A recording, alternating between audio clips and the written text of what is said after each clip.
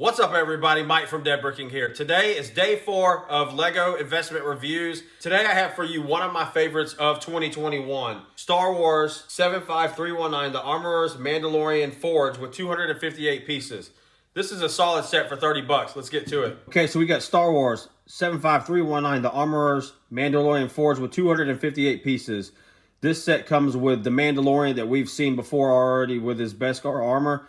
But this is the first one with the Armorer and Paz Vizsla, which are two very unique characters, which to me plays into why this set is so awesome. And then here you get a good look at the back of the box. This is just a good looking box. You can see the background. It's got the lighting inside the forge. The Mandalorian is the same one we've had before. Really good looking character with his Beskar armor.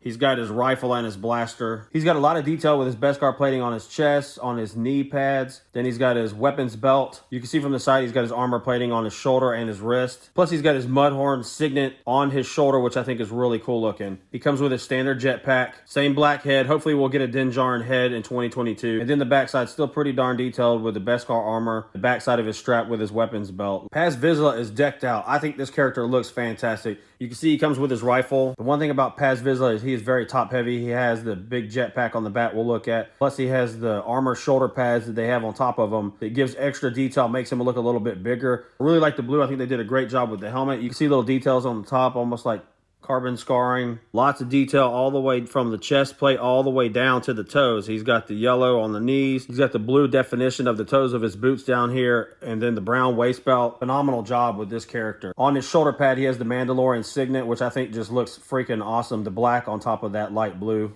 Here's a good look at the jetpack. Just got a couple studs on the top and the bottom, nothing too special. There is a spot here that we can hook the gun up. I'll show you in a second. But being that he has this jetpack on the back, it makes him very top heavy. So currently I have him bending forward just a little bit. Otherwise, when he's holding his gun, I use the gun to help prop him up. Here he is with the gun attached to the back. Here's a better look at underneath the armor plating. You can see there's still a lot of detail on the chest plate. Obviously, still a black head for the Mandalorians. The backside still has quite a bit of detail too from the other side of his armor, which they did a great job, even though a lot of it's covered up with the shoulder pads. Still, this is just a really good looking minifigure. My favorite character of the set is the Armorer. I think she looks really good. Was an awesome character for the little bit of time that she was in the Mandalorian show. Comes with her hammer. She's got welding tongs or whatever you called it to pick up the Beskar armor. I love the gold helmet with the brown lines going down the center with the 4 horns on top. I think it looks really good. Then she's got the light brown top of her apron going down, dark brown for the belt. And then there's detail all the way from the pants all the way down to the toes. You can see there's blue right here on her knees, and right here on her toes, you can literally see lines for the boots, which is really a nice touch. Here's the backside as well. You can see her brown belt right here. You can see the fur that she wore in the show, which to me is just really cool that they added that in there. And you guessed it, she doesn't have a face. So here's a good look at the forge. We'll start with the backside, nothing too special. You got the Mandalorian signet here. You got a little opening here. Over here, you got the forge with the flames. You got the exhaust fan. You can turn it out if you want to.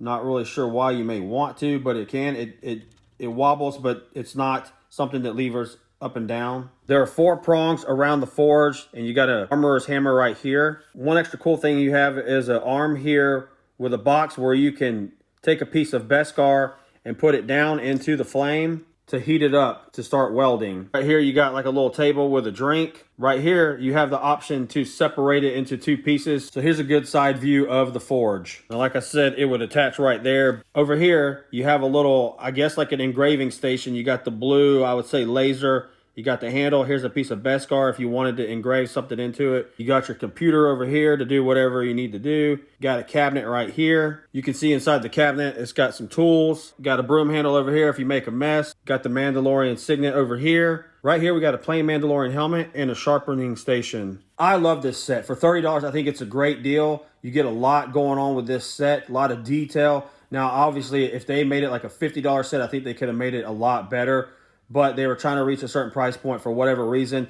This is a Target exclusive, so you're only going to be able to pick it up at Target or Lego.com, which makes it rarer, I think, which will help when it retires. So here are my final thoughts. For $30, I think this is a really good set.